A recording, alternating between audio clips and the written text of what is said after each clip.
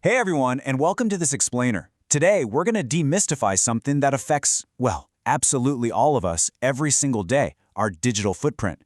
I am so excited to guide you through this material because we're going to look exactly at how you can reclaim your digital privacy and drastically reduce your online exposure, step by step. Let's get right into it. But first, I want you to imagine something for a second. Open up a new tab in your mind and search your own name. What comes up? Just imagine finding your exact home address, your current employer, old photos you completely forgot even existed, or past mentions from literally years ago. Now realize that this is entirely visible to any stranger, a potential employer, or just someone you'd really rather not have access to your life. Kinda unsettling, right? It definitely leaves you feeling pretty exposed. Okay, let's dive into this.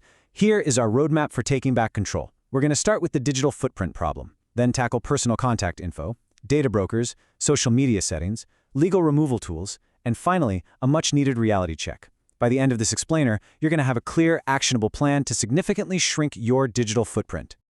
Section 1, the digital footprint problem. Before we can actually start deleting things and fixing the problem, we really need to understand how Google handles data. Honestly, a lot of people get this fundamentally wrong, and it just causes a ton of unnecessary frustration. So on one side, we have source websites. These are the sites that actually host the information, the literal servers where the text and images live. On the other side, we have Google's index, which is simply how people find that information. Listen, Google doesn't host most of this data. They just index content that exists out there on other websites. So to get rid of something, you essentially have two options. Either remove it from the source website entirely, or ask Google to de-index it from their search results. Let's define exactly what that second option means. De-indexing is removing a specific URL from search results. This renders it effectively invisible to the vast majority of people, even if the content still actually exists over on the original website. The really fascinating takeaway here is that while de-indexing doesn't permanently delete the information from the entire internet, removing it from search results is usually more than enough to protect you from casual snooping. Think about it. If they can't search it easily, they probably can't find it. Section 2, removing personal contact info. This brings us to our very first removal method. We're going to look at Google's own built-in tools for handling your highly sensitive personal data. Here is exactly how you start. First, log in and go to myaccount.google.com. Second, click on Data and Privacy right there in the left-hand sidebar. Third, scroll down and select Results About You. Actually, scratch that. You can also just bypass all those clicks and go straight to g.co/results-about-you. This tool is absolutely fantastic. It lets you plug in your personal details like your name, home address, phone number, and email. Google then scans the search results for you, flags any matches, and lets you submit removal requests right there from the interface. It's super clean, no messy URL tracking required. Now, let's talk timeline, because it's definitely not instantaneous. Once you submit a request, it usually takes about a week for it to be officially reviewed, and then up to 6 weeks maximum for the result to actually disappear from the search. But hey, there's a really important caveat you need to remember here. Google reviews every single request manually, and they only approve removals for contact info that could physically facilitate harm. So we're talking physical locations, home addresses, or direct phone numbers. They absolutely won't remove results just because, you find a picture unflattering or you'd just rather not be found. It really has to be a safety issue. Let's move to and see how this builds in Section 3, tackling data brokers.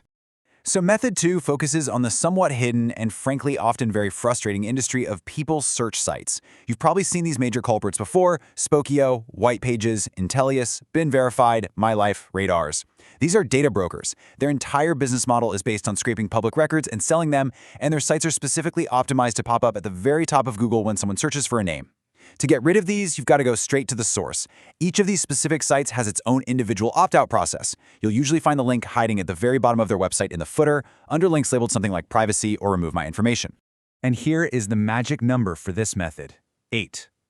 Once you successfully jump through all their hoops and opt out to remove your profile directly from the data broker's website, you just have to wait. It takes up to 8 weeks, specifically a window of 1 to 8 weeks, for Google's next automated crawl cycle to kick in. Once Google's bots recrawl that data broker's site and see that your specific page is now gone, it's going to automatically drop those results from its index. The good news? You do not need to file a separate Google removal request for these. Just remove the source and wait the 8 weeks. Section 4, social media privacy settings. Moving on to Method 3, And honestly, this is where you have the absolute most direct, immediate control over your own content. Because at the end of the day, these are your own accounts. Let's start with LinkedIn. It's a massive source of search results for professionals. To hide your profile from Google while keeping it active on the platform, follow this precise click path. Go to your settings and privacy, click visibility, then edit your public profile. From there, you just want to toggle off your search engine visibility. Your profile will still exist entirely on LinkedIn for networking and applying for jobs, but it completely vanishes from Google search results. It's a real game changer. For Facebook and Instagram, the settings are a little bit different, but just as crucial to manage. On Facebook, dig into your settings, go to Privacy, and find the option that asks, do you want search engines outside of Facebook to link to your profile? Set that firmly to No. For Instagram, the absolute most effective method is simply switching your account to a private account. Sure, your profile name might still appear in a search, but your posts, photos, and all that personal content will be completely locked down and unindexed by Google. And this brilliantly illustrates our next incredibly useful tool, Google's Outdated Content tool. You can find this one at search.google.com/search-console/remove-outdated-content. Let's say you go through and delete a bunch of old, embarrassing social media posts, or maybe a site owner kindly removes an old forum post for you. Because Google caches web pages, it might actually still show the old, deleted version in search results for a little while. Well, you can use this specific tool to proactively force Google to update its index and clear out that old cache much, much faster. Section 5. Google Legal Removal Tools. All right, we are now on Method 4 of our explainer. This is the heavy-duty stuff. These are legal removal pathways designed for very specific, legally protected categories of content that go way beyond just basic contact information. First up is the right to be forgotten, which stems from GDPR. If you're a resident of the European Union or the UK, you have the legal right to request that Google removes search results about you that are inaccurate, inadequate, irrelevant, or excessive. You can submit this request at g.co/request-to-delete. Just remember, this applies strictly to private individuals. So, public figures acting in their public roles, they cannot use this tool to arbitrarily scrub their public records. But hey, there are other strict legal protections available regardless of where you live. This includes non-consensual intimate images published without your permission, and doxing, which is when someone publishes your private info alongside threatening language with the clear intent to facilitate real-world harm. For these very serious situations, you can report them directly through Google's Legal Troubleshooter at support.google.com/legal/troubleshooter.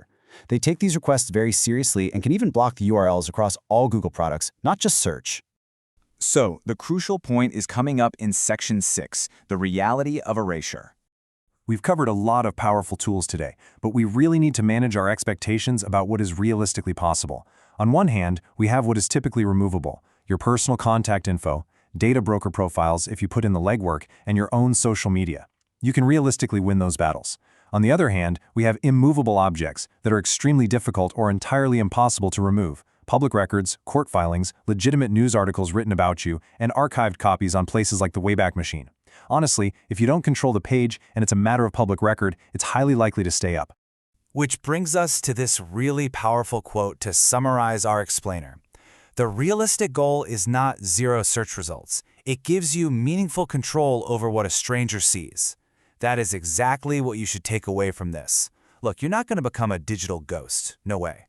But consistent application of these 4 methods totally prevents casual searchers from finding your sensitive, personal contact information, all without requiring you to completely vanish from modern society. I want to leave you with this question. What steps will you take today to reclaim your digital footprint? You've got the tools. You have the step-by-step methods right here in this explainer. Pick just one method right now. Maybe set up that Results About You tool, or finally lock down your LinkedIn visibility. And take action today. Take back your privacy. Stay focused, stay secure, and I'll see you in our next explainer.